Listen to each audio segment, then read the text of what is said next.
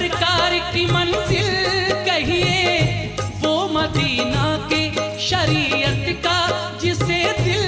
कहिए, वो मदीना जहां सिद्दीक ने अज़मत पाई, वो मदीना जहां फारूक ने इज्जत पाई, वो मदीना जहां हैदर ने इमामत पाई, वो मदीना जहां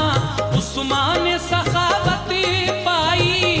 फातिमा और अली का जिसे गुलशन कहिए, वो मदीना जिसे हसनैन का आंगन कहिए। दीन इस्लाम उसी पाक ज़मीं से